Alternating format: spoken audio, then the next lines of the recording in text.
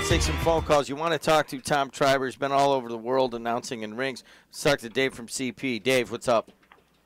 Hey, guys. Good morning. Hey, Tom. How are you, bud? Hey, good morning, Dave. I've got a question. I was at an event at Futures Palace a few years ago, and I had the privilege of meeting Michael Buffer, world-renowned ring announcer. Yep. Everybody knows Michael Buffer's trademark call prior to fight, and I don't even know if I can repeat it because of copyright infringement. What the hell? You gotta be careful here. These guys, let's get ready to rumble.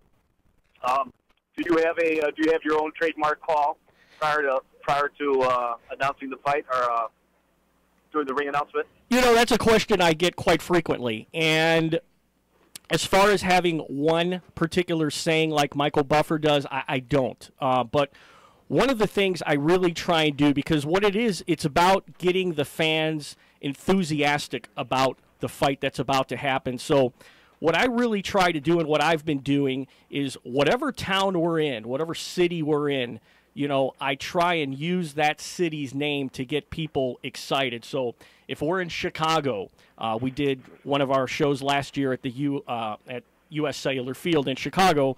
I'll say, you know, and now, ladies and gentlemen, from U.S. Cellular Field here in Chicago, Illinois. You know, I really try and give that extra oomph to the city we're in, and you know, the fans really seem to, you know, enjoy that. So, good. Yep. All right. I had another question. Yep. You know, boxing's heyday seems to be waning. I can remember the days when, not too long ago, 10, 12 years ago, when Tyson was in his prime and some of these bigger fighters. Popularity really seems to be waning as it relates to boxing. I'm still a fan, but I don't follow it as much as I used to. What would you attribute that to? Would you, maybe the upsurgence of the MMA fighting, or I can't put my finger on it. You probably would have a more accurate assessment as to why the popularity isn't quite there as it used to be with boxing. I'll hang up and listen to your answer.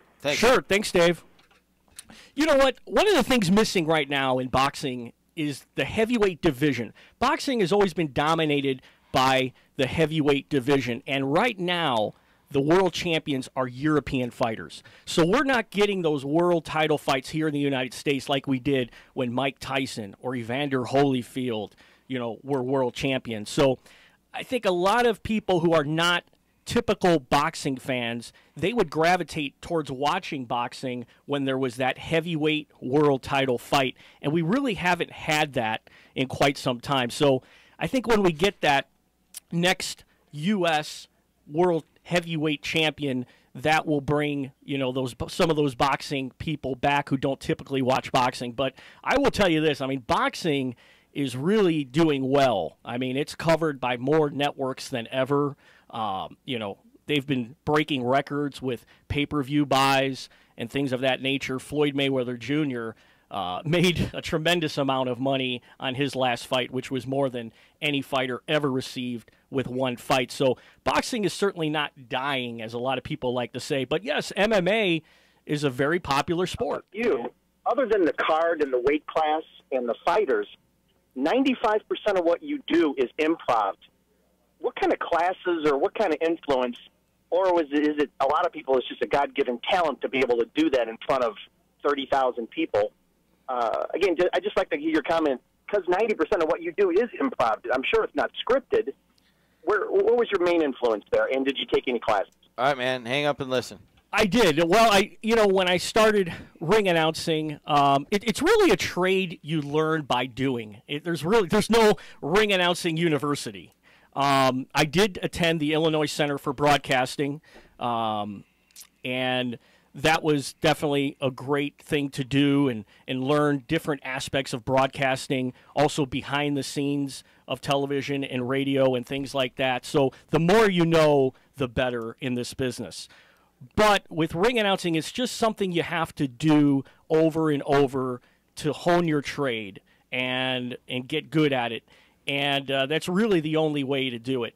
And I was very fortunate early in my career, and as I mentioned earlier, there was boxing almost every 2-3 months at the Hammond Civic Center back in the early 90s, which really gave me a home and an opportunity to learn ring announcing. Because when I did my first ring announcing job, I I didn't even know how to announce a split decision, or, the referees would help me out in the ring and say, now say this score first, then this score.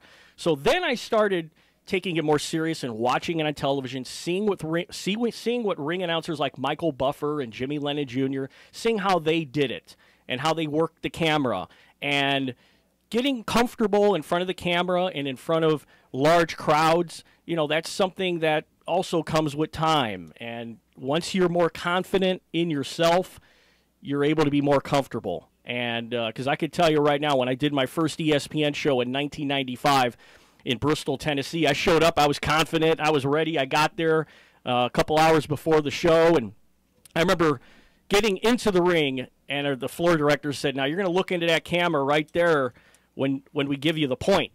And I remember my heart started just pounding out of my chest, thinking, oh my goodness, this is for real. Once you're in that seat, once you're in that spot, it really hits you. And thank you very much for having me. I really enjoyed it. And thanks to all the callers who called in. Thank you very much. All right, we need you to just give a kind of a ring goodbye to everybody. Could you do that?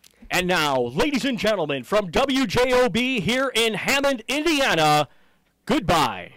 Excellent, excellent. All right, guys. And you know what?